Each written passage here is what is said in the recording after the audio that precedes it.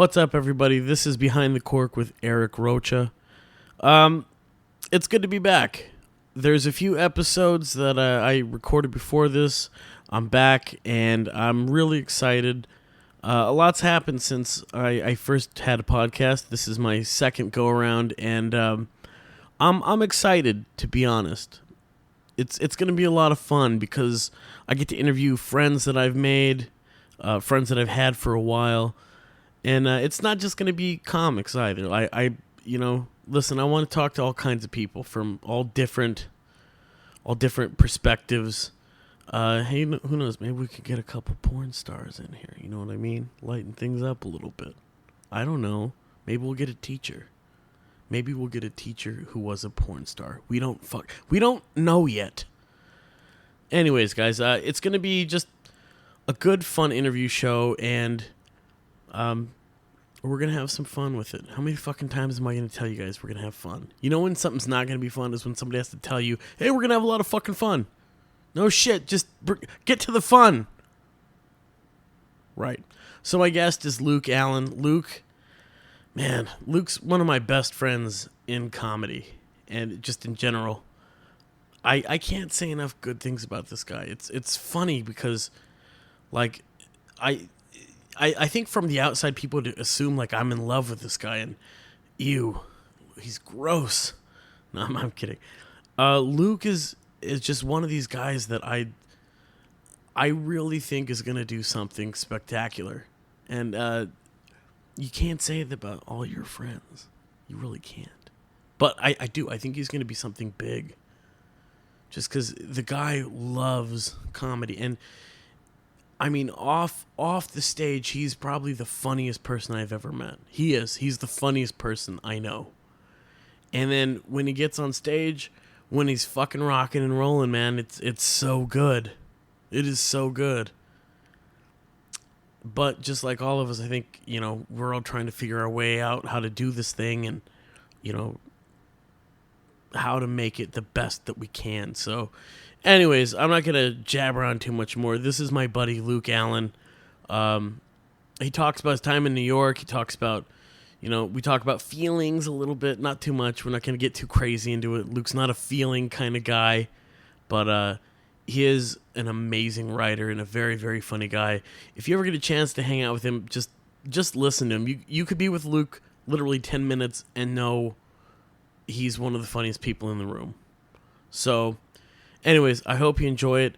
In terms of dates, this is going to be a good spot for me to tell you all of the stuff that I've got coming up.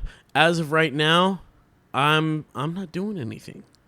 Fuck, I got to get on that, don't I? No, I've just been doing a lot of open mics, man. It's been fun. Like I'm telling you, that fourth wall, I know I go there a lot and I talk about it all the time. But holy shit, man. You get some nights where you get like Rob Puglisi, Josh Potter, Robert Vertrees, he's great. Those late night mics where you don't want to bomb in front of a Brendan Cooney, so you gotta fucking write. And you're busting your ass off trying to come up with new shit, funny shit. And it's that competition that fucking just makes you better. It's a beautiful thing. Anyways, so you can catch me down Fourth Wall. And you know what? If you ever want to come in and check it out, do it. Let me know. If you listen to the show or you're a fan of mine somehow, come check it out. Also, I got to meet a friend. He's from Ireland. I mentioned it in the podcast. He hit me up. It was great to meet you, PJ. I hope you had a good 4th of July, you and your buddy Alvin. I didn't get to meet the other guys from Ireland. Thought it was going to be a incognito gay bash, but you know what? It wasn't. He met me at a Fiesta Cantina. He said, hey, dude, I think you're funny. I saw you on the Church of What's Happening Now. And, he was really awesome. It was great. And he was very drunk, too. And he's Irish, which, I don't need to tell you that they drink a lot. They drink a lot and they're hung like horses. I think one of those things are true. Anyways, here's Luke Allen.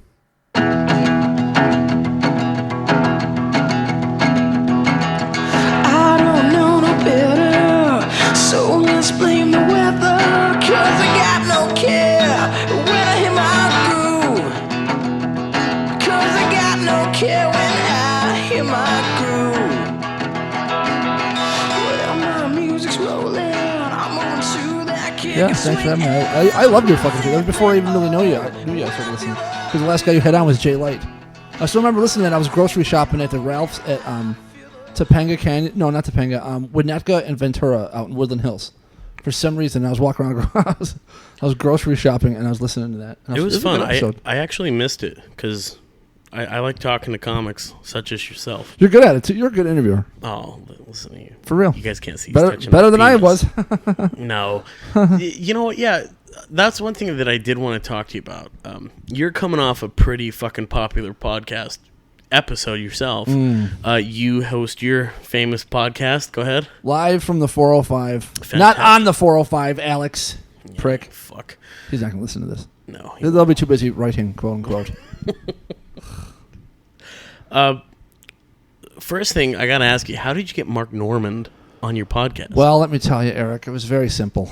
I waved some money at him. I said, Mark, I'll give you $100 if you do my podcast. While you're in Buffalo, we were both there. I was home visiting for the 4th of July, and he was doing a show that night, Friday and Saturday night, 2 shows each night.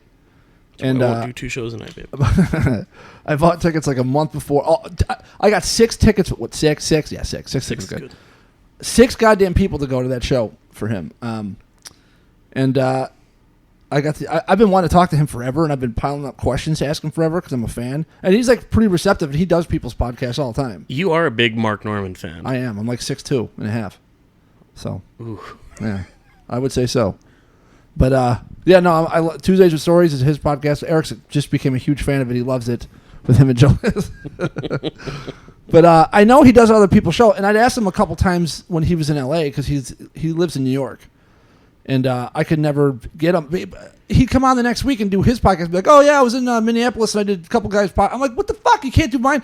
So finally, I'm like, I'll give you $100 to do mine. Immediately, he's like, yep. I'm like, I knew he would because he's a cheap bastard and he loves money. I was going to say, did you have to barter with him to do it? No, immediately just said yeah, and like, I think I have no problem with that. That's like a perfectly fair trade. Like, he lands at noon. He's got 2 headliner shows, one at 7 and one at 10, or is it 8 and 10? Maybe it's 8 and 10. Sounds 8 and 10. Yeah, I think so. And it's like he's hungover. It's July 5th. He was out partying. He's a partier and a drinker. If you listen to his show, it's all. I don't know how that guy can even function. And he's 35. He's not like 22. You know, the amount of drinking and partying that dude does, like hard and drugs and everything. He could still get up and fly to another city with 2 hours and get on stage and do a headlining fucking set. I'm like, I don't know how this guy... I listen to it and I just like cringe. I'm like, dude, I would never... I can't even do an open mic hungover. Didn't he tour with Bert? Yeah. Oh, yeah. His stories about that are like unbelievable. It just sounds so exhausting. I was like, oh my God. Yeah. Which I mentioned, oh my God. Which I talked about. But how long have you been sober? Since January 1st. Damn, how's that going? Good. Amazing. Do you miss it? Sometimes. When do you miss it? Lately, I've missed it the most when I'm like, I'll do like the last mic of a night at like 10 o'clock, and I'll be driving home, and I'll be wide awake, and I don't want to go to bed yet. So I'd love to just stop at a place and just have one nice Jack and Coke and see if there's any fucking broads in there I could chat up. Yeah, you were a whiskey guy. Yep, that's all I drank. Well, whiskey, and you liked like the fruity drinks too. I did. The girlier, gayer, more embarrassing of my friends that drink, the better. That's why they have a Mai Tai at Hollywood Improv that it has like a fruit basket on top. It comes with so much fruit sticking out of this god. It looks like a headdress from like a Elvis Hawaii movie one of the backup dancers would wear coming out of it. And I'm just like, yes, I want lights coming out of it. I don't care if I have a dick-shaped straw. I want my friends mortified. And they are unabashedly delicious. There's nothing I can do about it. I just love it. Like that tiki bar we go to. Oh! Do you miss drinking more when you're eating, or do you miss it when... I was never a big drinker when I would do it, but it wasn't... I miss it the most while watching movies and, like I said, like just like to cap a night off or like a long day. It's nice to have a nice goddamn whiskey or like a Sunday afternoon when you're just kind of bored and shit, like that kind of stuff. But I can't I'm a bad day drinker. I have a really hard time just having like one or two. Like once I start, I can't stop. You know. That's when I really start to miss it. Is like 4th of July, I was craving a beer, like a real beer, and I just remember too. It was like fuck, just one, the initial taste, but two, then just getting blackout, fucking wasted. I never was that. Yeah, you did that, huh? Yeah, I used to love slowly losing my my mind. Like it's just like because I would start as early as like 10. Yeah. Because what was fun is shit. I became a fan of soccer, and I never even watched soccer, but I liked the Fox and Hounds because they had Carlsberg on draft. Oh yeah. And so what would be fun is they'd open up the fucking bar like at 6 a.m. So people could go in there and watch it. It was like a special event. So you'd go in there, and it was a perfect reason to go get fucked up at 8 a.m. It was just like, just start drinking and drinking. And by noon, because I remember willfully, this was my goal. Like, I want to be fucking hammered by noon. Jeez. I would get drunk, and then I would go home. What would you drink mostly? Just beer. Oh. Beer, or it would be vodka and something. Oh, okay. Like in my heyday, it was whiskey, but Well, in your gay day. Sorry. Yeah. But yeah, I'd get fucked up, and the plan was I would drink until I got shit faced, and hopefully that was before noon. Yeah. And then I would pass out, literally, in my house. And then I would wake up like around 5, eat something, and then go back to bed. And then like at 9 o'clock, I'd be ready to go again. Damn, really? Oh, fuck. Oh, you were yeah, hardcore. Oh, Yeah, I was never that bad. Yeah. I had my moments, but I rarely got blackout drunk. Like maybe once a year. You'd Usually get by handsy accident. when you'd get drunk. I did. You'd start yeah. slapping. I get wound up. Yeah, I'm a fun drunk though. I'm not like You really are. Yeah, I was a meaner drunk. You would like. I remember you balancing on a couch. Yeah. And you were like, "See how long I can do it? Somebody time me. You were like Colonel Frank Slade. You were like, "Ooh, that definitely felt like 45." Yeah. Yeah, it was fun, but for the first time ever, like the not the satisfaction, but I guess just like I don't know the word I'm looking for, but like the feeling of not doing it is so much. It's like 70-30. It's probably 80-20 at this point of drinking to not. Like I'll get that urge, but I'm so much happier to not drink. Like I feel so much better. And then every morning, like this whole time I was on vacation, because I usually go to Buffalo and get like drunk every night because all my friends drink hard, and booze is so fucking cheap there. Everyone's like not like rich, but everyone's got like plenty of. All my friends got like pretty good jobs, and the cost of living is so low there. Plus they know people at the bars. It's just booze is just like not even a fucking commodity there. Is usually alcoholism like a thing in your family? Oh yeah. Yep. Do you believe like it affects you as a kid? I don't think so, because my brother barely drinks. My mom didn't drink. My dad, I guess, had a pretty bad problem. I'm just finding that out now. My mom's been telling me about it. But yeah, they almost got divorced the first time right after my brother was born, because my dad was really drinking hard like a mess, because he probably fucking saw his 2 kids and was like, how am I going to deal with these 2 assholes? Yeah, and he was, my first son's an idiot, and look at this shithead now. Yeah, so he was hard to drink. deal with. Yeah. I'm just my face alone. He's probably like, I thought my kid would be good looking. Look at this fucking monstrosity. You. Yeah. That's probably how the Elephant Man's father felt. But I didn't drink until I never planned on drinking in my life. I didn't have my first drink until I was like almost late 21, almost 22. Like I never had a drink, and I never had any like compulsion to drink whatsoever, even though all my friends were drinking. And it's a drinking town. It's a working class drinking ass, Buffalo, Pittsburgh, like those steel belt, Rust Belt fucking towns. Bruce Springsteen wrote about. Yeah, there's nothing else. There's nothing else. And I found that again, and I went back this week, and I'm like, there is nothing else to do here but sit on your buddy's porch and just drink beer. Is there a part of you that missed that at all? Oh yeah, yeah. Do you feel like you're missing out when you do comedy sometimes? No, especially this time. Quite the opposite. I think comedy, like, fuck. I mean, this sounds so cheesy, but like, it kind of like saved my life. Yeah, like, we need to stop. Yeah, sorry. Well, that was fun. Thanks everybody for behind the cork. No, behind the door. Sorry. Yeah, back on track. Yeah. Get back on the clock here, Richie. Yeah. Nice. Yeah, I don't know. As ridiculous as that sounds, I don't know if it saved my life, but it definitely gave me something to live for, I guess. That's equally tacky, but all I got is what I'm going after. That's what it is.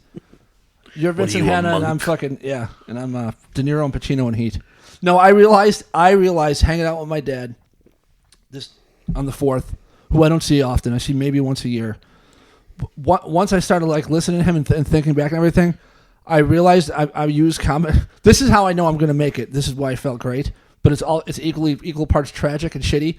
I'm using comedy as a coping mechanism to not think about, to have any emotion, or to distract myself 100% from everything else in my life. I realized that I was like, oh my God, like that is why the power of Christ compels me to like do nothing but open mics and comedy. Like I don't want to have a thought by myself about how awful my childhood. Dude, you are though. That's one of the things that I love about you is you are a compulsive joke writer. You like every day. How many jokes do you say you write in a day? It's more like in a week. I'll write like a cluster. I'll get like a day or two where I just get like lit up, and I'll write. On average, I'd say I probably write about 5 minutes a week, like 5 to 10, but usually like around 5. Sometimes 10. more. Yeah, it's usually around 10, but like at least 5. That's why they used to have what's her name on Kill Tony. When I listened to that years ago, it was what's her name? I am so bad with. I just turned 40, and like it's part of my brain that remembers people's fucking names is just completely malfunctioning. All right. Well, what is her name? I can't remember. I didn't even when I was talking to Mark. I was like I couldn't think of anyone's name. I couldn't even think of fucking Aziz Ansari's name. What's her name? The chick that's she used to be now she's like kind of big. I don't know she's a Comedy Store chick. Because they used to have her on every week, and Tony would be like, every week I want you to write 1 minute so that you get better, and we'll watch your progress on the show. And like every week they would talk about how hard that was. And she'd be like, and she'd have a bunch of shitty jokes that sucked. And it'd be like listen, it's a hard challenge. Every week you have to write 1 minute. Not a lot of people can do that. I'm like, I just wrote a minute now. Are you fucking kidding? Like, that's that hard? I don't know. That just seems so crazy to me. I'm like, you can't write 1 minute? Well, I mean, I think it means a minute that, like, sustains. No, it was literally a minute. It was just like one punchline with E-Rock. It was like that. It was just a minute of jokes. One punchline. See, that's... did I interview you before my extended vacation? When was that? Before. On the podcast? Yeah. I don't know. I don't think so. We did one of mine here. It was you, me, and Dunham. And Dunham just thrilled the pants off of us. I mean, it was just like... it was like talking to a man that'd been... Like, it was like talking to Teddy Roosevelt or something. It was just endless. Just regaled us with so many... Huh? What? Hi. Are we still doing this? I think Dunham's great. I love him to death. He's just podcast guest wise. It's kind of like listening to my white noise app on my phone about that amount of fucking thrill. Remember, he'd start going like, "But dude, here's the thing about that." You and me would just like take our headphones off and I'd just check my watch. I'm like, 7 minutes have gone by, and he's still talking about his fucking socks. I love how deep though that he gets. I do sometimes. Like when we're at Cameron's house, and he'll touch your shoulders and stuff. Like when you're ready to drive home the point, he'll start touching you. Yeah, and when it's I like to be touched. It's Saturday. Yeah, I know. It's Saturday night and shit, and we're just like 7 like rowdy dudes and drinking in Cameron's living room, and we're watching 2 people beat the shit out of each other, and then he's going off about like what the ideal relationship should be. I'm just like, and we're on minute number 8, and I'm like, all right, Chris, wrap it up. Keep these short. Pretend we're at a bar show. We need quick. You know what I mean? Just. I don't want the Iliad. I want fucking scary stories to tell in the dark here. You prick. He tends to ramble. I love Chris to death. I'd take a bullet from him. A rubber bullet, but still. So I got to ask you, you were beating the shit out of yourself out of that Mark Norman interview. Because what was so fascinating about it was, one, you actually got him to listen to you, to like actually do your podcast. Yeah. I feel like my level is really high. Yours sounds just right. Mine sounds low, but yours doesn't sound too high. Yours doesn't sound low to me. Oh, okay. It's probably just my headphone. It's fine. Yours sounds fine. Yours sounds good. Yours sounds like it's going to a mixer. Like yours sounds like really full. No. I swear. It's my voice. Oh, yeah, I've got like Morgan Freeman voice. Well, I'll tell you. Oh, God. His name was Eric, and he liked to tell jokes and suck a dick or two. I knew when he walked in. Why did you beat yourself up on that fucking interview, though? Because you can hear how stiff I am, and I was petrified for no reason. It wasn't a good day to do it because it was like my second day there, and my sleep schedule was all screwed up because they're 3 hours ahead. I was on the East Coast, and like I went to bed, and like I wasn't going to bed till like 4 or 5 in the morning, and for some reason the night before that when I went to sleep at like 2:30 or 3, and then I was wide awake at 6:30 a.m. Like wide awake, and I was like, oh shit. So I knew I was gonna like need a nap because I'm gonna be up for like 6, 7, 8 hours. And then it'll be 1 or 2 o'clock or something, and then I would need a fucking nap. But I couldn't do it because I was supposed to talk to him at like 1:30, and then his flight got pushed, so it ended up being like 3:30, and then I'm in a rush because I had to get over there, and then I had to be at his show. Were you tired? Yeah, I was tired. So that's the I was point. out You of were it. tired. And on the way there, because I was already driving there, and he was like, my plane got delayed. He's like, I got to do it at 3:00, or I can't do Mark, but he talks. So I'm like, I'll stop at my old childhood neighbor, and I walked down this street that I grew up on, and like walked all through like my old neighborhood. Yeah, and like that put me in a weird space too. And I was like, probably shouldn't have done this now. It's weird. So you're like nostalgic to some degree. Yeah, and I was just like it was just one of those days like I just woke up, but I never like woke up all the way. Like my head wasn't on straight, kind of thing. Dude, I listened one time to Cats in the Cradle. I listened to that and thought about like what I would do if I had a kid and how I would take him to the park and shit. Right before an open mic, like I was like legitimately moved. Yeah, I was moved by a gift. I was so moved, but yeah, you really do have to be in a headspace to interview people. And just to do anything. And I never do it. I'm not used creative. to it. Yeah, and I'm intimidated. I've always been really intimidated by comics. Not like I'm just so in my own head about being as funny as I can be and not saying anything stupid or them thinking I'm like a hack or something. I don't know what it is. I've always been like that. So like all those things together, I expected it to be. He was hungover and he was kind of stiff too. So as soon as he came down and we sat down, it was just a weird kind of like vibe. And we were in the fucking, we were down in the conference room of the hotel, like right in the lobby. So there's people walking by and he closed the door, but it was glass, so everybody could see. There's obviously two people. I don't know. It just was weird. It wasn't like a great set of circumstances, but I was so mad that I was not like present, and I was just so nervous, and I was terrified of any dead air. Like I had all these questions for him and shit, but it just didn't seem conversational. It sounded like that Chris Farley sketch on SNL to me. It didn't sound that blatantly. That's how I felt though, and it really bugged me. Yeah, that's probably how you felt, but I thought they were good questions for. I mean, at least that was the take that I had on it, because it's like, oh yeah, I am curious about just the O&A stuff, because again, maybe that's because I feel like you and I in particular are like O&A kids. Yeah, we like he was up too on that shit, which is cool, and that's how he got to be on it. It's like holy shit, But yeah, you tend to beat the shit out of yourself, though. I've noticed that I do. But that's part of your comedy too, though. Yeah, is you do love the self-deprecating humor, like to a point where I don't. Do you ever think that it imposes on your career even? Oh, probably. I have terrible self-esteem. I think I'm a piece of shit and I suck and I'm not worth. Like a lot of times, I'm like, I have no business. You're exaggerating on that, because I know you don't believe that entirely. Because I guess the thing for me that doesn't make that true entirely is you do have a standard, like a quality standard. Because you'll tell me, like, can you believe this fuck said a Rocky joke in this manner? And I would fucking laugh, and I'd be like, yeah, that's pretty bad. And you're like, oh, Jesus fucking Christ. That's not bad, that's fucking terrible. And then like you fucking, like you fly off the handle. Well, I mean, I have self-awareness, but I just don't, I just have a lot of like, I have no business being here isms. Do you still feel that way? Yeah, a lot. Like when I would host at Fourth Wall and I would see everyone, and I knew everyone in there was like better than me. Like it'd be a really good hour, and I'm like, what am I doing hosting these people? Like I don't deserve to be up here. It's weird. Right. I don't know. I've always had that. It's terrible. I think it's hobbling. I think I'd be a lot better or further ahead if I didn't have that. I guess I don't know. But I do think that's kind of the what's that fucking phrase I'm looking for? You got to dance with the girl that brought you there. I think what makes you funny too, though, is that neuroses in a respect. Like you're neurotic.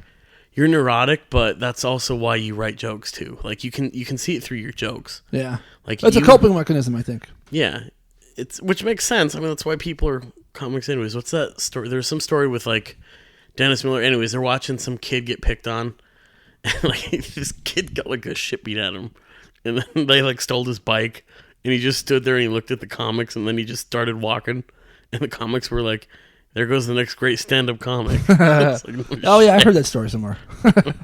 But I think that's kind of why you write a lot of jokes and why you write the jokes that you do. Like you wrote that Ving Rhames joke that always fucking made me laugh. Yeah. You're the only one that laughed. I'm glad you did at least. Well, no, but to me, like, you know how you learn from other comics too watching. I feel like from you, I did learn how to figure out what a premise is. Yeah, and that's what what was of value, obviously, because I feel comfortable on stage, but to me, it's always the writing. Yeah. That's what I always have to painstakingly do is like, okay, I have to sit down, I have to fucking write out a thought and then, try to freeform it. But you like, if I can, you did this Ving Rhames joke about Mission Impossible. Which one was it? Like The last one. 14? I think we're on fuck was it? six. Yeah, 6. 6 or 7. The last one, Fallout. I think it was called Fallout, Yeah. which was fucking great. I love that movie. It had no business being that good. I know, that was the shocking thing, because after the last one, I was like, I don't need to see any more of these. I don't think they're good enough, but I just don't care anymore. And everyone's like, no, you got to see this, and I was like, come on. And like 5 minutes in, I'm like, Jesus. Well, anyways, back to the premise thing. What I learned from a joke you had told was you were like, yeah, this movie Fallout was great. Everything was good about it. And you were very honest. You were like, I really loved it. And you were like, just the only thing that bothered me was, can Ving Rhames kind of get in shape? And then, but in my head, I was like, okay, yeah, you clearly have to identify the premise. If not, then nothing else is going to work. Yeah. But I always tell people this, you're not ready to learn certain shit in comedy until you're ready. Yeah. And that was, for some reason, all of your jokes have very defined premises. And that's what I like. I'm idiotic enough and lucky enough in some respects that people have come up to me and they're like, well, what do you suggest? Do you have any advice? And I'm like, I don't have any fucking advice to give you. Yeah. Like, get up. Yeah. Andy Picaro said something one time to somebody. He's like, I always tell people, you won't know what you're doing for the first 4 years, so I'm not going to tell you anything. He's right. I feel like just now I kind of this much maybe know what I'm doing a little tiny bit, literally, and I'm 4 years in. And it's true, though, because it's just like, yeah, I don't have any advice to give you, because if I did, why wouldn't I be better? Yeah. But one thing that I love is just punchlines and jokes, premises and jokes. Yeah. And it always seems like whenever we go to open mics, people think a premise is a punchline. Yep. And it's like, oh, fuck. You remember when we figured that out? And we were like, oh, shit, that's what it is. Like, yeah. It's not that they're not trying. It's just that, no, that's not the punchline. There's no joke. You just did a great premise. And then they look at you like... And it's always that moment where you're like, oh, shit, here we go. Yeah. And it just doesn't... Like you're listening to a new band and they have some amazing riff or some shit. You're like, here we go. Or like you listen to like punk or like metal and there's like some big build-up coming. You're like, oh, dude, there's going to be a huge mosh part right here. And then it just doesn't. You're like, what the fuck? Yeah, it fizzles You had it out. Right there. It fizzles out. And that's the shitty thing, though, is you want it to be good. Like, yeah, I want to laugh. I think one thing that is misunderstood sometimes about you is that you do want comics to do well. Yeah, I think absolutely. everybody does. Yeah. It's like, fucking make me laugh. Yes, please. Yeah. But it seems like in LA that gets misconstrued that a premise is solid enough for a punchline. Yeah. And it's like, no, the premise is what is going to give us these fucking amazing punchlines, which leads me to the other thing that I wanted to talk to you about. Oh, here we go. You just got done doing open mics in New York. That's right. How was that compared to here? Well, it was...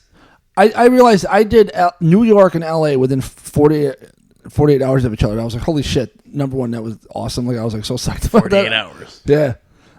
It is night and day to me. It is everything you and I want is what goes on in New York. I'm telling you, I just almost moved from there, you fuck. I wish I kind of seriously wish I hadn't gone. It was that dramatic of a shift. Really? Yes, I was. By the second mic, I was like, "Oh, I need to come here." Like, if you want to do stand up, like this is like Harvard. Like, this is not. If you want to get in the fucking big leagues, come here. No, I swear to God, it was a different level of like big leagues, or do you to get good at it? To get good at it. Okay. This is like Comedy Marines. Like this is like if you really wanted to get into karate and you went to like Japan to go learn from like the masters and shit like that. It was that much of a shift. And like, God damn. And attitude and tone. Like everyone is just like everyone is just alive up there. That's the best way I can put it. Like nobody wastes their time. Everyone's like even if their shit doesn't work, like they'll have. What do you backups. mean nobody wastes time? What do you mean? No, there was not one person went up and went, what else do I want to talk about, you guys? I don't know. How much time do I have left? And flip through their books and just everyone was just like, bam, bam, bam. Just like, yeah, bam, bam, bam, bam. How many minutes did they get? I did 2 3-minute mics, but they would blast through somebody. They'd be out the door on the way to the next mic because there's so many and they're stacked right on top of each other and they're all within a 3-mile radius. So people were fucking in, out. It was like a goddamn sausage link machine. But everyone was good. Even the women, even the chicks were good. They had fucking punchlines. I was like, I was like breathing heavy and shit. I'm like, Is this really happening? Like, I can't believe how you could tell that everyone there gets up so much more, and that like having that much more stage time available has everybody like they're so much more solid. Nobody runs the light. Everyone kind of like addresses the room. Everyone sounded like a pro. The open micers. I was like, Jesus Christ, Jesus. I couldn't believe it. Like 5 minutes in, I was just like, it was I was like, it was like that part in Lean on Me. Like I wasn't expecting anything, but remember when he finds the boys in the bathroom? The songbirds. He's like, let's go, sing the song. Another Morgan Freeman reference. And you better know it. This is Powers, eh?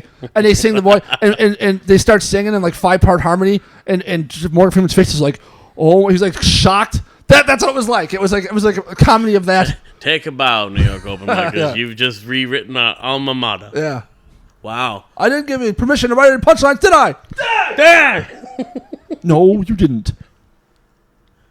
That's such a...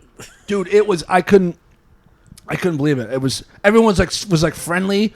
It was such a better vibe. It was just people are taking it seriously. No one's up there waiting. No one's doing shtick or characters. It's just, this is what I figured out. If I may be so pompous to say this. In LA, they want to show and they want to be entertained. In New York, they want to hear what you have to say. That's the difference that I noticed.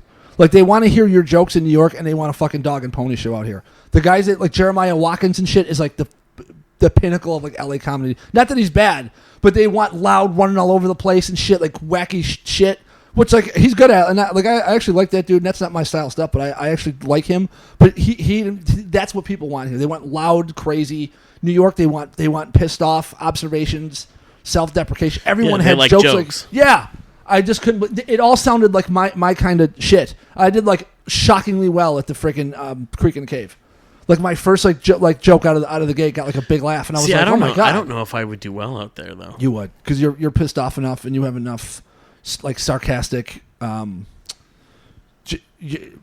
your point of view is New Yorkie. I'm telling you, that was the first thing I thought. I'm like, oh my god, Rocha would kill out here. And I don't like New York. I don't like New Yorkers. I find them to be, in general, and then all of them, of course. Aren't but you like, a New Yorker? Well, I'm Buffalo. I'm like a hybrid, so I'm like the stepbrother. You know what I mean? That's like I'm like the You're Jon like the Snow gay of that cousin. family. Yeah, we're like the Jon Snow of the New York freaking. But yeah, so I have like a little bit of it, but I generally don't. The ones that come out here, I can't stand their bullshit. Because LA really grew on me. Like I like it. You know, I can't. I'm not gonna like trash. And I'm not gonna trash like our comedy because like it has its good points too. But compared to there and seeing the other side of it, I'm like, oh my god, like we look like a bunch of unorganized fucking slobs out here. Grab-astic pieces For of real. amphibian Yeah, and shit. I'm not one of these New York's better than LA guys, but like I don't know. After I walk around on Saturday night, because it gives me anxiety. I just hate. I don't like going there. I don't. If I could never go there again. I loved that. That was what I loved about the city. Was it was so fucking.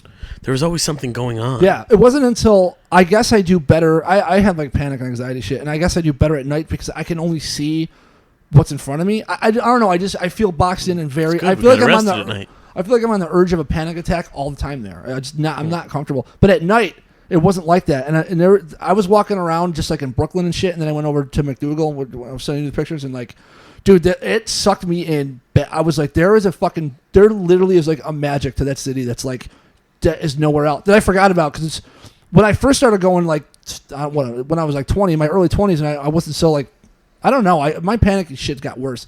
But the first bunch of times I went there, it wasn't like that, and I was like smitten with that place. And then over the years, I got sick of it. And the last time I went, I was like, I hope I never have to come here again. It was that fucking bad. I mean, it was wintertime, it was freezing out, but like walking around the other night, it like got me, and I was like, oh my god, like there's like a culture and a vibrancy to here, and like there's people everywhere. I just heard like 5 different languages, and like the women are fucking good. The women are gorgeous. And there's 11 every 14 feet. I was losing my mind. Like the Italian chicks, like oh my god. They just have like women we don't have. I mean, there's a lot of hot chicks in LA, but like there's something different about the ones there. I can't. They all swear. They all talk like dock workers. They're all walking around. Yeah, so I told this cocksucker to get away from me. I'm like, oh my god, what's your name? I love you. By the way, I love the joke that you and Mark Norman shared. She's tough. She's a Harvard chick. I knew it was coming. Yeah. So it really put a number on me. And again, coming from a guy that's not a big New York guy, but I was like, oh shit, like.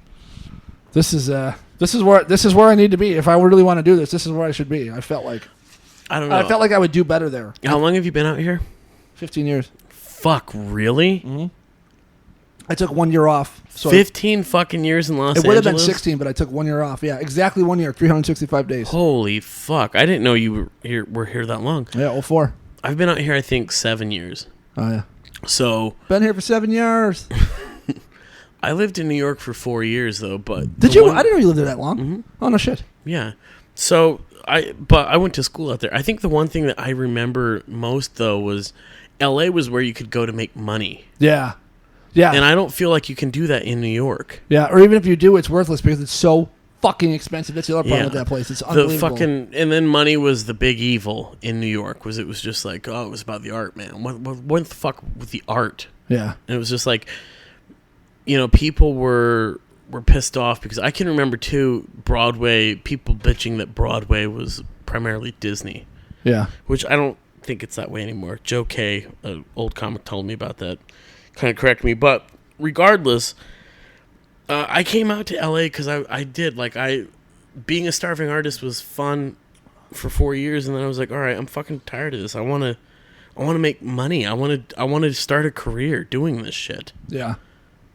I never had any of those. I don't know if I ever will, and it's just if I don't, fine. If I do, great. But yeah, that's true. If there's any chance of making money, it's definitely out here.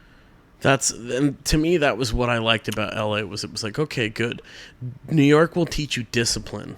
Yeah, because that's I know in theater that was the fucking big thing. Was I was so happy that I studied in New York because it was just like when I came out here, I was very, very disciplined in terms of acting. Yeah, and stage time. Well, you care. And shit like that. It's just you can't teach that. You got to give a shit. You do, but which goes a long way. New York was another beast. That's what taught me to care. Was like with your script, I remember it was just like, okay, you need to know this dead letter perfect because in New York they told us you don't fuck around with the script. Yeah. You know it front and back. And then it's just like, okay. So when you were like, yeah, if you don't like a line, change it. And I was like, what? And you were like, yeah, fucking I don't give a shit. Yeah. And you were like, this is just a guideline. And I was like, yeah, as long as it's funny. Fuck is this? Yeah. I'm not one of the fucking Coen brothers. Obviously, you can tell from where I live. So goddamn though but it did scare me. I feel now like I'm missing out on something. Me too. We all are. I feel like I'm I could get better in a fraction of the time living there than I could here. Honestly, which is terrifying because I don't want to move there. I don't want wintertime and muggy. But it was another because that I don't never know. Bothered me though. Does that really bother you? It did when it was all I knew. But then going back, even in Buffalo and New York, it was hot and I don't know. People were losing their mind about the humidity. I didn't feel it that bad. It was definitely a little muggy and sweaty, but people were just oh, but your skin's better in fucking New York. But I don't know if it's. I think it's just because I'm so used to I'm not there in it constantly for it to bother me all the time that it didn't really bother me. I was like, I don't know what everyone's talking about. I feel fucking fine, but they would. I was sleeping in my buddy's house upstairs, and it's a guest bedroom, but sometimes they'd still have to come in the closet to get shit. And I'd have the fan on, and it felt perfectly cool. And they would walk in the room and be like, Jesus, oh my God. They just walked into into the Amazon jungle. And I'm like, what are you talking about, man? I got socks on, for Christ's sakes. Do you don't stay with your dad there? No. No? He never had room. He never had an extra room. Oh, I gotcha. And we had all snakes. I don't know snakes. It was full of snakes and reptiles. Dude, I saw a turtle on your lawn, a big fucking turtle. Oh, it was fake. Okay. He used to have one that was pretty big. I was curious. I'm I know he used to have reptiles. Yeah, they're really the guy that they get those things, and that alligator too are they are so freaking they're like molds, but they're so realistic looking. They look really authentic. It's ridiculous. And it looked fucking angry because I zoomed in on the turtle and I was like, well, I would be too if I lived with my dad. Jesus Christ. Nice spiked. I heard it. Didn't he pull out a gun? My dad's a nice guy. Oh, he sure did. Yeah, my dad got rather celebratory, and I guess of course they wait till I leave because I was a fireworks fanatic growing. I was obsessed with fireworks. I would sometimes I'd go by myself if I couldn't get anyone else to go. I'd drive to Pennsylvania. It was 7 hours of driving to get fireworks to bring back because I was so into I loved it. I loved the 4th of July. I did too. And then I don't know. It was somewhere in my mid-20s. I didn't give a shit anymore. And now they are legal in Buffalo. You can just buy fireworks. So it sounded Really? like fucking. It sounded like the Tet Offensive for about 2 hours. It was just like, I was like, Jesus, oh my God, these Fucking people have artillery. dogs just terrified. Oh yeah, birds like take it because he's got all these bird feed. He loves like birds and shit. And, like every couple of those, boom, they would just take off like the every single time anyone recreates the Kennedy assassination, they always have to have the doves fly. We got it. It was such a disruptive. It even bothered nature. The gunshot made the doves fly. We got it. Is your dad funny? Stop with the goddamn. Huh? Is your dad funny? Yeah, he is. But so it was so loud, and my dad might have had a few hundred, and he was like, I bet you he's turning into quite the gun collector, and some maniac gave him a concealed carry permit. Jesus Christ! So he bought this little 380 handgun, 380 Wappa. Ain't that little honey? He had this little handgun, and he goes, I bet you I could shoot my gun off, and no one would even know right now because people are blowing off M80s and shit, and we're just like, yeah. And then like he goes in the house, assuming to get another drink. 5 minutes later, we're just here, boom! I'm like, Jesus Christ! I thought someone like threw an M80 over the fence. He's got the 380 out in the yard, and he's shooting these like tree stumps, laughing his ass off. I'm like, Dad, what are you doing? And she's like, yeah, put that away. He's like, no one will. And I'm like, that's true. Who's gonna know it? Hollow point bullets, cop killers. Hollow point bullets, and he's shooting these tree stumps. So he's walking. It was just like Goodfellas. Whoa! When Joe Pesci waves it, he's walking around like gesticulating with the gun, loaded gun, drunk off his ass. I'm like, yeah, that's great. Jeez, I'm like under my chair. 3 bullets, three. Yeah. Put an empty chamber in that gun. And then at one point he's over there talking to my he's on the other side of the patio, right next to my stepmom, and he fires the gun like almost in her ear. And she's like, Jerry. Holy shit. Yeah, it was like, but she couldn't hear it for like an hour. She was like, I could tell she was really starting to get worried. She's like, I can't hear it on my left ear completely. She's like, all right.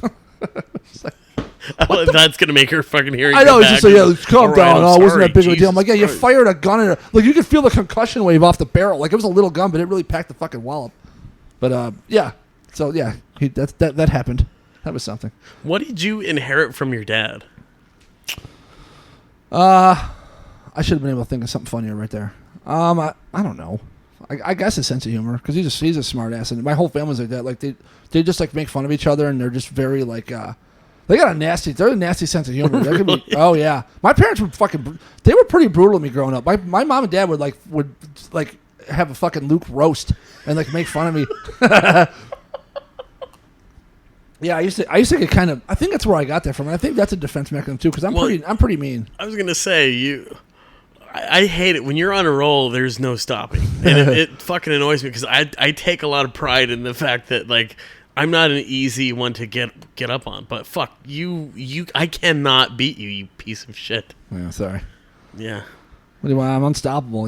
Just a gift. I can't help it. Oh god. I wish I would have had some of that when I was talking to Mark Norman. I still tell people my favorite fucking thing is one night we were at Schoonerville, and it's me and the Verzi triplets, and we're all just sitting there.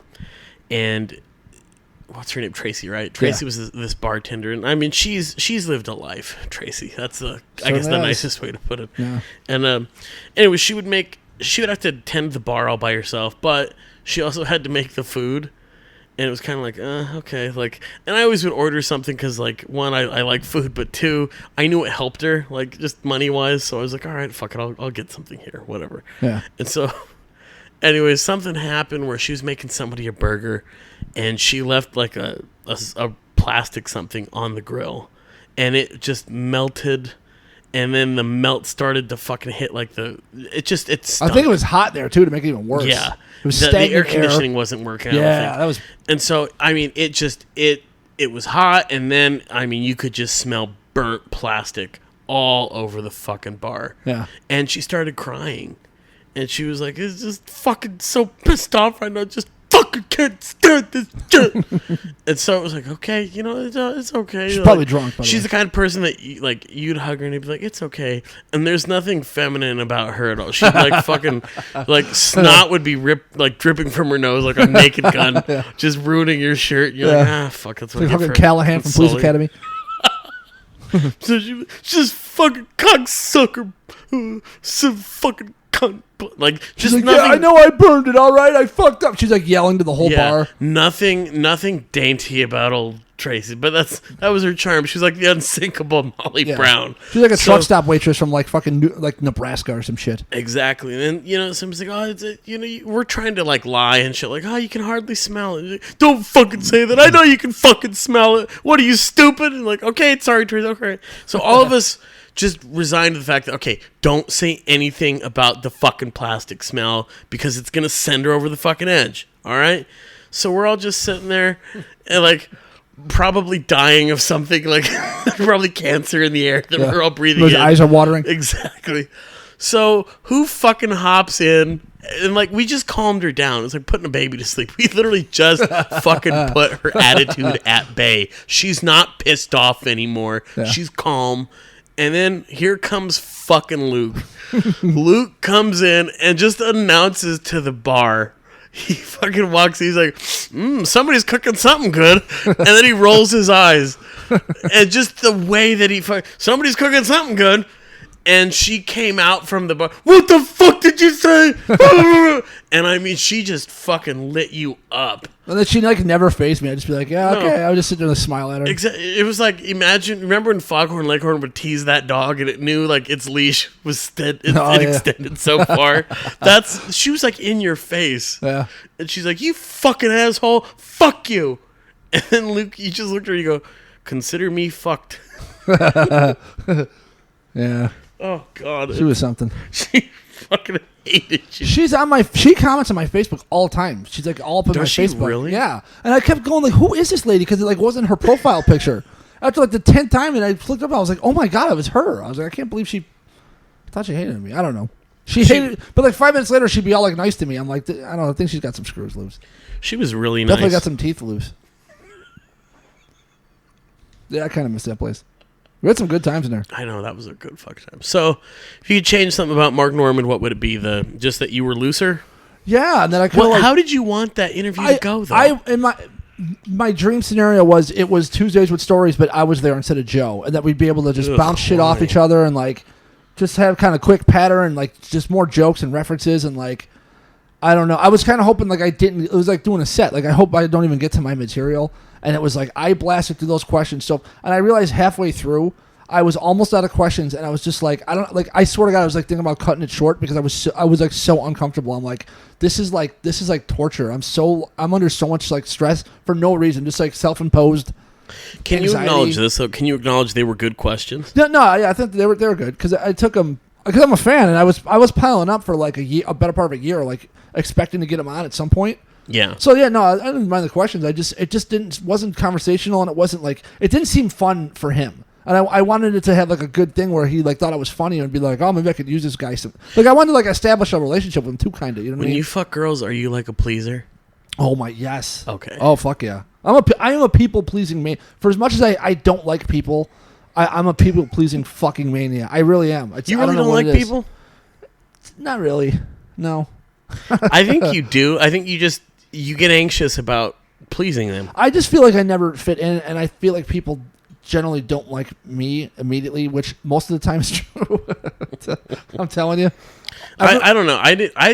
I don't think I liked you the first time I ever met you. No one ever does. I have resting douche face, and I just come off like a big lug prick guy. But it's usually just because I've just always been like socially like kind of awkward and shit, and I'm just not like nervous. I just don't know.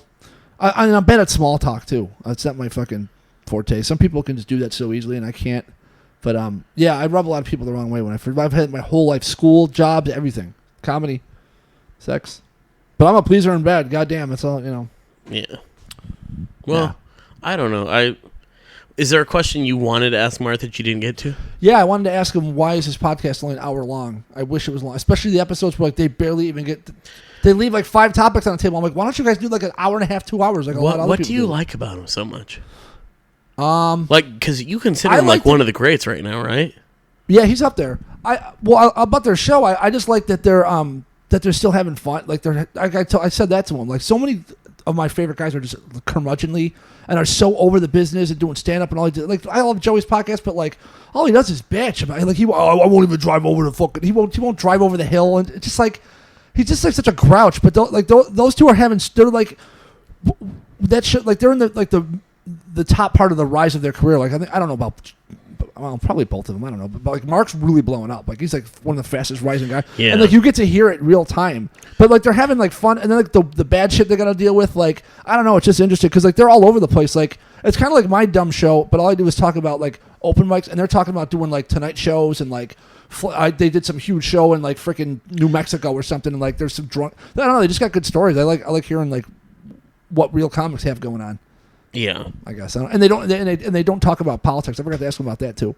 I'm like, you guys consciously don't talk about politics, and it's fucking so. I'm so glad to not have to hear about any of that shit. Like they almost never. And I know they're both like. Well, Mark's like pretty middle of the road. Joe's a lefty, but like they never get into it. I'm just like, thank God, at least it's one show. I don't have to sit there and worry about their stupid. Goddamn political opinions, yeah, especially liberal, because who's ever fucking conservative, right leaning on any entertainment platform? I just turned into Colin Quinn there for a second. I was gonna say, yeah. So where do you know what? This is gonna be a complete tangent. Where do you rank Colin Quinn on the Weekend Update spectrum? You know, it's hard to say because I hated him until he started coming on O&A. I didn't become a Colin fan until like the later 2000s. I never liked him. I hated him on Weekend Update. I was kind of the same. I didn't hate him. I wasn't a big fan. But on O&A, he won me over. Fucking amazing. Yeah. Because they can. I think comics can hype people up too much too. With Colin, they really don't. He deserves all this respect that he gets. Yeah. Because like those guys kind of cower when he comes on. Yeah, he's like because he's he carries. He's up there with like Ron Bennington. He's like royalty. Yeah, my name sounds like royalty. Are you royalty?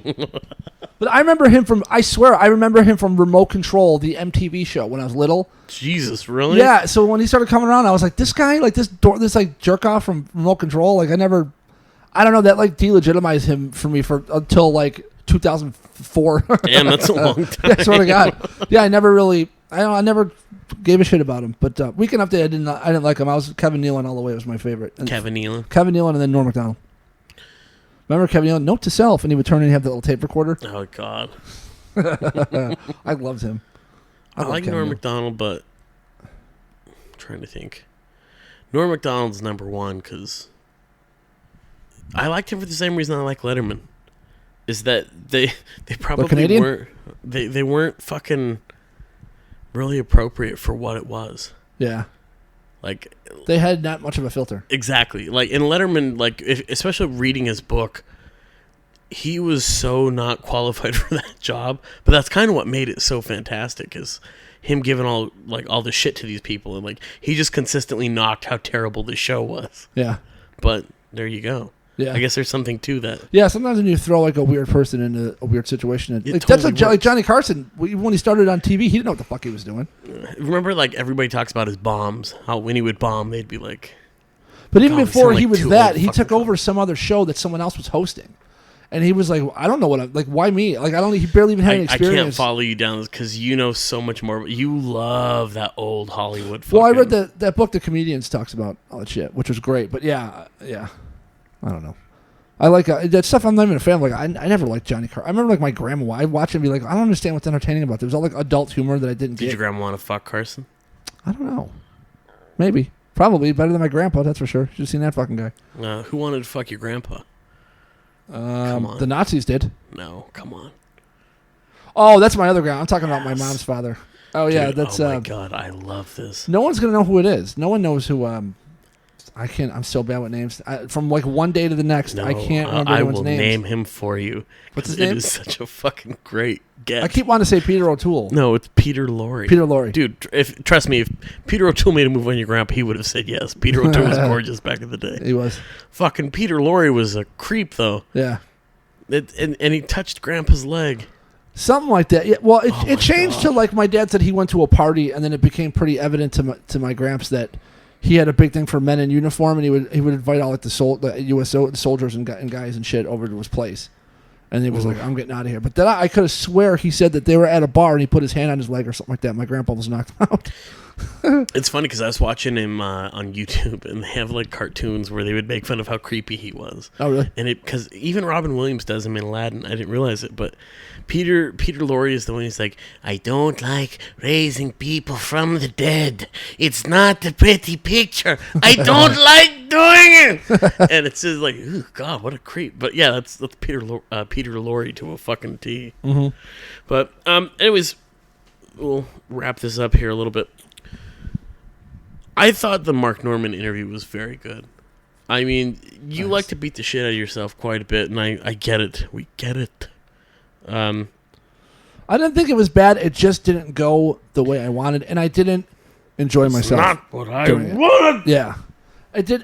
When I started listening, I was so afraid to listen to it, and I got like 10 minutes in, and I'm like, all right, this isn't as bad as it seemed like it was going. Yeah, but it didn't seem like we had any rapport. Like he wouldn't look at me like and shit. He was just. But then he doesn't even when he does his stand up.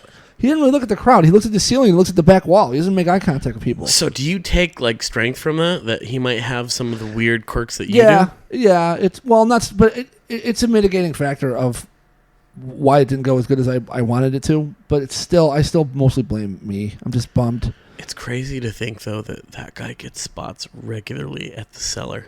Yeah. Like tonight, it's a weeknight. He can go to the Cellar and get up. Yeah, he's that's fucking crazy. But I mean, you got to hear his story about Seinfeld, because Seinfeld is like his hero, and like just like last month, he never talked to him like in his life, and he was Seinfeld did a drop-in spot at I think it was at the Cellar, and they bumped Mark. So as Seinfeld's walking off the stage, he walks past Mark and Seinfeld goes, Mark Norman. He goes, huge fan. And Mark was like, "What?" And he's like, "Yeah, I'm a huge." And then he was like, they exchanged like phone numbers and they hung out and went and got caught. And this is like his all-time comedy hero. And they hung out and talked about comedy and stand-up and shit. But I forgot why I started going down that road. Oh yeah, that's like how much he's like moving up in the world. But I like that they get thrown into these scenarios, him and Joe List, but they come at it like, I think he said it on my interview, that they come at it like, I can't believe I'm here. Let me tell you about it. Not like they're not these pompous like, yeah. So I was hanging out with Jerry. Like I hate people that have that like that matter of fact. Like yeah, I hang out with celebrities. They're like holy shit, I can't believe, because like they're nerds like us that like made it. And that's the same thing. I always said the same thing about Pollock that I loved, and his whole book that How I Slept My Way to the Middle book that Pollock wrote. The whole book is like, can you believe I'm sitting here with Jack Nicholson? What am I doing here? Like that. I like that perspective, because that's like that's how it would be if like you or I made it, or like most of us, we would be like holy shit, like. There's like no ego about it. Like, oh my God, can you let me tell you about this? It's like, no, holy shit, I can't believe I was here. No, you're exactly right. Thanks. I got lucky. Piece of shit. You're exactly right, because I got a message from I'll name him PJ Byrne is the guy's name, and really friendly guy. He's from Ireland. Yeah. And anyways, he slid into my DM, if you were. And he fucking wanted to meet up, and he's like, I'm from Ireland, and my buddies are coming down.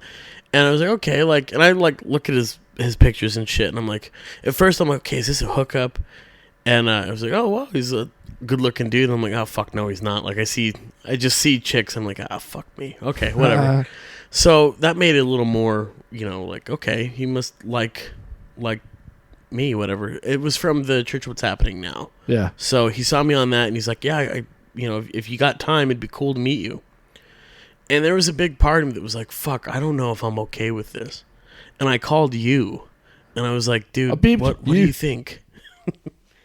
No, and you kind of talked me down from the ledge, and you were like, dude, imagine what it would be like if you wanted to meet somebody, and they were like, yeah, let's meet up. Yeah. And I was like, oh, fuck. Okay, yeah, all right. Anyways, you put it in a way that you didn't do it that gay, but you talked me into, like, doing it. Just do it. Like, fucking hey, what's it going to hurt? Yeah. And the dude was totally awesome. He was really, really friendly, really nice. I would have went, too, but I flew. I know, I invited you fuck. I totally would have went. I would have had no problem. I like doing that kind of shit. But, yeah, that's the other thing, too, is I don't know. I don't know why I was so shy to do that. And I think that's what it was I was shy to do it. It was like, fuck, I feel like I'm going to have to be funny, and I'm going to have to try to entertain this guy. And then I was like, you know what? No, if he wants to meet, then I'll just fucking meet. Yeah. And then if it's fun, it's fun. If it's not, then whatever. Yeah. But well, I'm glad it went good. It went really well, dude. I would love for that. That'd be cool. Because then I know if they wanted to meet me, I would know that they're already like they know what I'm about, and I could just totally be myself and be stupid. Like I wouldn't even be worried about like having to be on or whatever. I would just. It's like they already like you. Like the hard part's done. Now you're just hanging out with somebody that like thinks you're cool or funny. Yeah, and the dude met me in West Hollywood. Yeah. And I was like, holy fuck. Where'd you meet him? We met at Fiesta Cantina, and then we went to grab pizza at that place. Oh. But was he with a bunch of dudes or just him? His Irish buddies went home. They were getting fucked up. Like it was Irishmen, you don't say. From the tour. I know, right? From the tour that he was telling me, he was like, "Yeah, you know, we're going here, and then we're going there, and then we're gonna do this, and then, you know, I wanted to meet you, but," and it was funny because they loved Joey. Like that was the thing. He was like, "Yeah, oh, you know, I love the shit when Joey starts getting on a lead. It was so funny because he was fucking hammered too. Yeah, and, you know, and then he talked to you about getting fucked up. He's like, hey, dog, you." And to hear an Irish guy do Joey was like Irish Joey Diaz. Shit. Like it sounded like a sea captain. That's great. Funny. Quint from Jaws. Exactly. It was just like, that's what Irish Joey would be. Yeah. But anyways, man, I think we're in a good place to stop. Yeah. I love he gets so much shit for that now. I think I totally like. You did. You ruined Banks Heist. Someone else mentioned it. That I think they said. Oh no! Someone else noticed it, and then they said something new about it. He goes, "Yeah, Luke makes fun of me for that too. He's the one that noticed it." But dude, Sasha made fun of him, and she does a really good Rob. I was gonna say who? A lot of people do Rob. I can't do him that good. You do him. You're the first one I ever heard do him, and you do him pretty good. But Sasha's pretty damn good. Sasha does it pretty good. Yeah. Because she's around him a lot, so she picked up on it. But God bless her, dude. She makes fun. They remind me of my grandparents. I thought that interview was adorable. Because my grandma was from Boston, and my grandpa was like just like a dumb. I don't know. He wasn't the smartest guy, but my grandma would just rip on she would just pick on my grandpa like, but it's hilarious how she used to make fun, call him a stupid wop and a dago, and like, I don't know, it was a riot. It was just the way she picks on him reminds me. I was like, oh, that's funny. Jesus Christ. Banks Heist Podcast, Sasha Boggs episode. Listen. There you go. Love that show. And live from the 405 podcast, episode 199 was Mark Normand. You got any shows coming up? I got August 2nd, I think, at Flappers. Hang on, let me check. Hang on now. Grace, pull up my calendar and let me know when my next comedy show is. Grace. Sunday the 4th, I have Flappers at 9 o'clock. And then August 30th, I'm at Comedy Palace in San Diego with the great Yashar Coffee. Oh my God, dude! Fred Murphy said he's fucking going. amazing. Murph? Yeah, I like calling him Murph. Yeah, me too. I love that guy. Lethal Weapon. That Murph. Yeah, Fred's great. But dude, those are my only two. Do you got any? What do you got coming up? I ain't got shit coming up. We should start booking that Friday night at the freaking Fourth Wall, just sitting there. And Murph and Cameron were talking about that. They wanted to put on a show and put us all on it. Mm. But yeah, you can just like book that place if you want. Fuck yeah. Yeah. I was starting to think today of some kind of theme, or like some kind of name for it, but like I don't know. I do want to do a show there, but you know what I want to do? I want to do 15-minute sets. I want to only have like 4 or 5 comics that do 15 minutes, so that an audience can actually settle in and actually listen to a comic. Yeah, I think you should do 10 personally, but if you want to do 15, go ahead. I wasn't asking you. Yeah. Well, if you put me on it, I'm only doing 10. All right. And you better fucking put me on it. I was gonna say, oh God, won't hear the end of this. Oh, it's 4:30. Fuck, I'm not gonna make it over there. I should just go to Chipotle after this then. Yeah, why not? Are you going? Are you hitting? Are you signed up anywhere tonight? Yeah, I will be doing Fourth Wall tonight. Oh yeah. I got 2 spots. I'm gonna do one in Hollywood, and then I'm gonna do one in. I put $1 and I got a car. Put $1 and I got a car. What's that from? Vegas Vacation. Oh my God, you can quote that? Yeah, I love that movie. God. You know what? I'm gonna do 6 o'clock. Haha. That's because it's indoor. It's gonna be inside. It's indoors. Yeah. Fucking I can go and get a burrito, and then I can go to. I'm not gonna make it to Acme. Let me ask you. Yeah. So Seinfeld walked past Mormon. Yeah.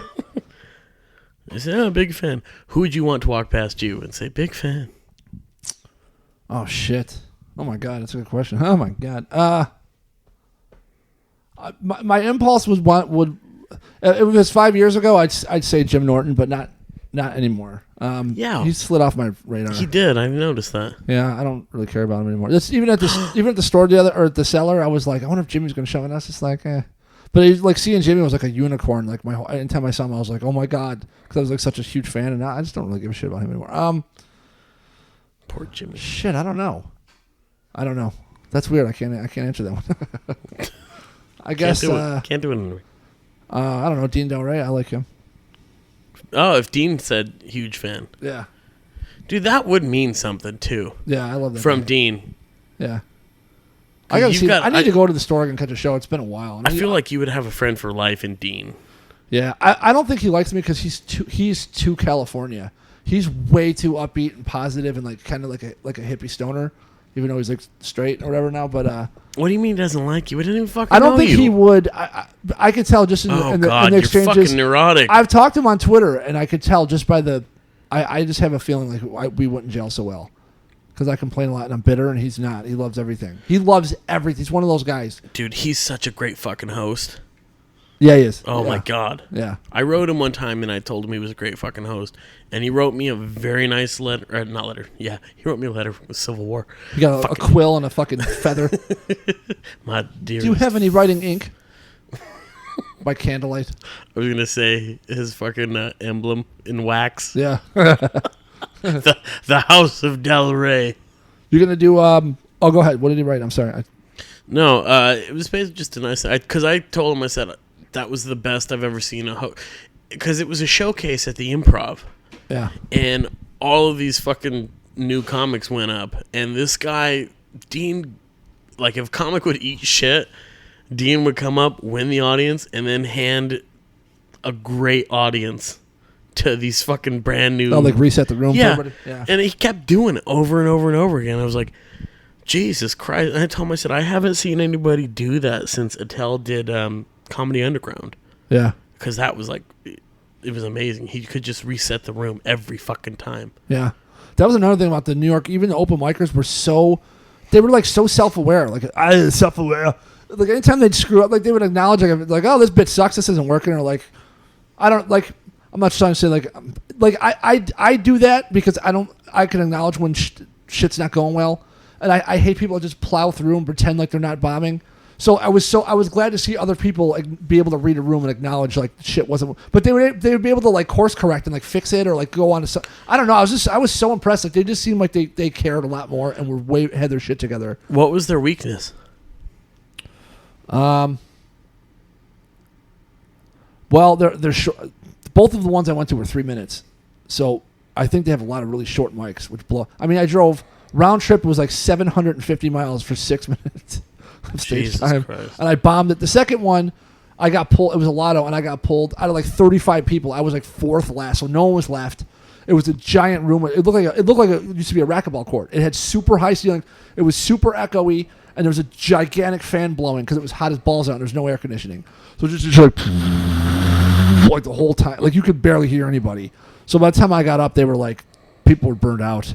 And I bombed. Even when I tried to be like, well, this isn't working, like people were just like, they were just miserable at that point. I'm like, shit. Well, this one was a bust, but I did well at the Creek. I mean, I didn't like kill, but I did pretty good. I got laughs. I was like, a couple, like once or twice, like pretty big laughs in 3 minutes. But, I know I got off stage and I was like, I can't believe... I was like shaking. I was like, oh my God. Like I drove all that way. I stopped to piss 1,800 times, but like I didn't go... I just went straight there, got out of my car, went down there, and I was pulled third out of all the whole room, out of probably like 25 people. But that's great. It's such Your luck is terrible here. I know. I know. I was so happy. It was kind of like it was like God wanted me to go up. How was Ben's Pizza? Nah. Ben's Pizza? Yeah. It's okay. But it's going from Buffalo to there. It's like I'm telling you, Buffalo is his most underrated pizza. I think it's the best. It's the best you can get. It's better than New York City. So when I told you I wanted you to go across the street, but you didn't take that one picture. I forgot. I know. It's the only picture I wanted. Sorry. I'm just kidding. So there used to be. I don't know if it's red anymore, but to the right, if you're across the street and you're looking at Comedy Cellar, to the right of it, there used to be this red door, and went up to his apartment building. Yeah. And dude, like one of the greatest sex sessions I've ever had was with somebody that I met at a club. And it was when I was visiting there. Because actually, it was when I lived there. So, anyways, I went to this skeezy fucking club, dude. Like, this was... I heard a comic talking about a sex centipede. And I was like, hey, is that place called The Cock? And he was like, oh my God, you know its name? And I'm like, dude, I've fucking been in that place. And he's like, oh my God, we have to be friends. And so we talked a little bit. But anyways, I met him at this place. And he was like, well, we go back to my friend's place. I'm like, okay, fine. And so I'm walking with him and we're playing grab ass on the way there. So we fucking turn the corner and we're on McDougal Street.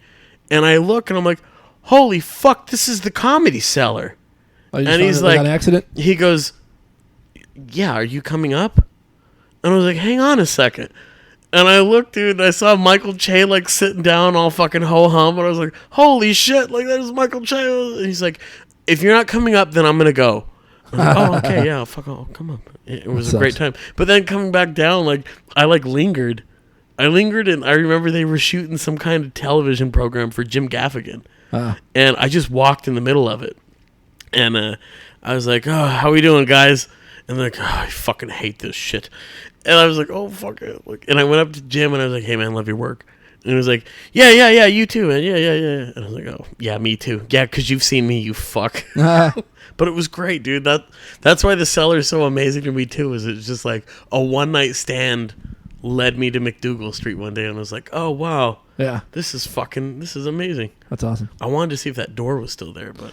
I can't remember. I don't remember seeing one, but it was so crowded. There was so many goddamn people. Like, there was a giant standby line. There was just like a whole mob fucking scene. Dude, it's just there. alive there. It's so It fucking... really is. It really got under my skin. And I was like, oh, shit. Like, this is pretty awesome. I mean, like, it was a summer night in July. I'm sure December, when it's ice fucking cold and you don't see the sun for 3 weeks, I'm sure it'll have a lot less ghost town magic to it. But, oh, man. Yeah. Well, fuck, dude. It's awesome that you went. Thank you for the pictures. I'm glad you had a good time. Well, thanks. Eric's Venmoed me $10 to get a slice of pizza, so thanks. Yeah. Which I used. I got it. Did you? I did. Did you bring some change? Oh, yeah. I'll give it to you on the way out. All right, man. One more time, your social media. I don't know if I should start my... Well, I just hit 1,200. I don't know if I should start my Twitter over with my name or what. Whatever. It's at WeirdFellas2. All one word, WeirdFellas2 on Twitter. On Instagram, I'm at Uncle Luke2. All one word. Right on. And live from the 405 podcast. Yes, indeed. It's sincerely one of my favorite fucking podcasts. Well, thanks. You're one of my favorite listeners. It's Luke Untethered. You're way down at the bottom of the list, but you're still in my favorites. Of the 80 to 100 downloads I get, you're like got to be like at least in the 70s. See, so. there you go. Yeah. Well, and my mother actually listens to it too. I know, that's so great. For better I love or her. for worse. She's the best. Thanks, Mrs. R. All right, man. Thank you, Luke. All right, and we're out. Say you might lose your mind if you don't find the time to lose your... Alrighty, that was my buddy Luke Allen. Funny guy. I love him. He's amazing.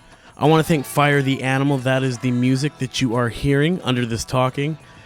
Join me next week. I will have a brand new guest, and we'll catch you next time, guys. Thank you so much for listening. Take care.